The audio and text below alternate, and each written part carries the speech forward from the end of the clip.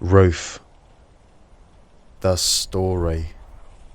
A famine ravaged Israel sometime during the time the judges ruled. Seeing a bleak future in Israel, Elimelech, a man from Bethlehem in Judah, relocated to Moab, taking his wife Naomi and 2 children, Mahlon and Chilion. At some point while in Moab, Elimelech died, possibly while his children were still young, since they were still under Naomi's care. Eventually Mahlon and Chilion took wives of their own, 2 Moab women called Ruth and Orpah. Mahlon and Chilion passed too, 10 years after taking Orpah and Ruth as wives.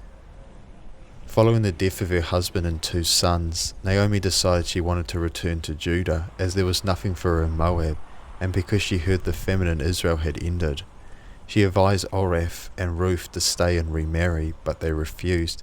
Naomi tried again, and this time Orpah returned to her family, yet Ruth didn't. When she saw Ruth's determination to remain, Naomi submitted, and the pair journeyed back to Bethlehem, arriving at the start of the barley harvest.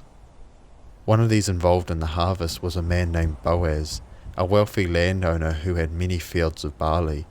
He was also a relative of Naomi's late husband Elimelech. With permission from Naomi, Ruth followed the reapers into the fields, gleaning after them, collecting leftover crops from the field after the workers had gathered the harvest, a law found in Leviticus 19:9-10. Boaz was conversing with his reapers when he spotted Ruth in his field and asked his reapers' foreman who she was. He told Boaz, and Boaz gave Ruth the authority to glean his field and also to drink from the reaper's well, all because he heard of Ruth's loyalty to Naomi after her husband's death.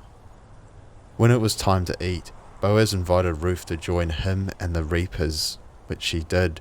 Afterwards, Ruth returned to the field to harvest more barley, staying until evening, with Boaz commanding his reapers to help her. Ruth walked away with an ephah, 13 kgs of barley, bringing the extra to Naomi. Naomi was impressed, even more pleased when Ruth revealed it was Boaz, Naomi informing Ruth that he was one of their closest relatives, advising her to stay close to his maids. Ruth did exactly as Naomi suggested. Naomi then directed Ruth to woo Boaz and revealed that she was his ghoul, a relative's nearest kin who was responsible for restoring their rights and avenging their wrongs. Washed, anointed, and dressed in her best clothes, Ruth visited Boaz in the late evening after sunset, while he was winnowing barley on the threshing floor. After he had finished supper and gone to bed, Ruth snuck in and lay down at Boaz's feet. At midnight, Boaz awoke to find a woman at his feet, who after speaking with realized was Ruth. Here Ruth revealed Boaz was her goel. Boaz agreed, yet informed Ruth there was an even closer relative than him. Ruth lay at Boaz's feet until morning, leaving before anyone saw her, and with 6 measures, between 27 and 45 kilograms of barley in her cloak from Boaz for her and Naomi. Boaz then contacted the relative he spoke with Ruth about, and waited for him at the city gate with 10 of the city's elders. When the relative arrived, Boaz explained the situation. He was very interested in Elimelech's land, but not Ruth, relenting his duties to Ruth and Naomi, giving them to Boaz, who accepted. Boaz bought his brother Elimelech's land and married Ruth, and the couple had 1 child, a son named Obed, who became the father of Jesse, the father of David, the descendant of Jesus Christ. Digging deeper. We'll spend this section investigating the Jewish interpretation and perspective on Ruth and her story. For the Jewish people reading at the time the book of Ruth was written, Ruth's kindness, loyalty and faithfulness, given the fact she is a Moabite, not an Israelite, would have been seen as odd. This is because during biblical times, the Moabites had a hostile relationship with the Israelite people, making Ruth's attitude contrary to the norm, but not unique, as Balaam, another Moabite, and Rahab the Canaanite, people from hostile nations to God and the Israelites, yet faithful to God and the Israelites. The Ruth Rabbah, a Haggaitic, non-legalistic aspects of Jewish literature, and homiletic, the art of preaching, interpretation of the book of Ruth, suggests that Ruth and Orpah were biological sisters, not just in-laws, and also that they are the daughters of Moab's king Eglon, who was the grandson of another Moab king, Balak. The same Balak from Numbers 22 to 24. Tamar Mea, writing for the Jewish Women's Archive, suggests that God is rewarding Balak and Eglon by having Ruth and David as their descendants. Balak because he built the altars to God in Numbers 23, and Eglon because he listened and acted on Edhad's message from God in Judges 3:20.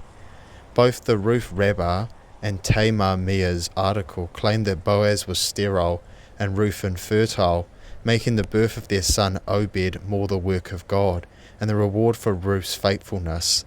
They also claim that Boaz died on his wedding night after fulfilling his duty to give Ruth and Naomi the heir they needed. It also explains why Naomi took up parenting duties at the end of the book of Ruth. Finally, Yitzhak Berger has a suggestive view on the relationship between Naomi, Boaz and Ruth. He suggests Naomi wanted Ruth to simply seduce Boaz, similar to the episode of Lot and his daughters from Genesis 19 verses 30 to 38, rather than enter into a long-term committed relationship. Ruth initially agrees, but before following through on the plan, abandons to follow God's ways instead. What to learn? What should we take away from Ruth's story? I believe Ruth shows us an incredible example of faithfulness and loyalty to God and others. Naomi advised her widowed daughter-in-laws Ruth and Orpah to leave her and remarry following the death of Naomi's husband and 2 sons, one of whom was Ruth's husband. Orpah left Naomi after enough persuasion, yet Ruth remained and vowed an intense oath to Naomi, promising to stay by her side till death, also accepting Israel's God as her God instead of Moab's gods, hence accepting God's ways. Ruth continued this faithful and loyal attitude in Israel. She followed every command Naomi gave her concerning Boaz, but more importantly, Ruth followed every relevant command God laid out in the law of Moses, such as gleaning from Leviticus 19:9-10. Ruth also stayed loyal to God by seeking a relationship with Boaz, the family redeemer, instead of looking for someone her age, with Boaz himself praising Ruth for her faith. How does this apply to us today? At some point in our lives, we'll be in a position like Ruth where we need to care for someone vulnerable, whether that someone is elderly, young, or mentally or physically challenged. And like Ruth, we need to stay loyal to whoever is in our care, no matter what challenges come our way. We also need to remain loyal to God, like Ruth did with Boaz, by following God's ways even if we don't want to. It is possible Ruth didn't want to marry Boaz, preferring to marry someone her own age, yet Ruth wanted to repay the family and the God who had given her so much already, something we should always try and remember.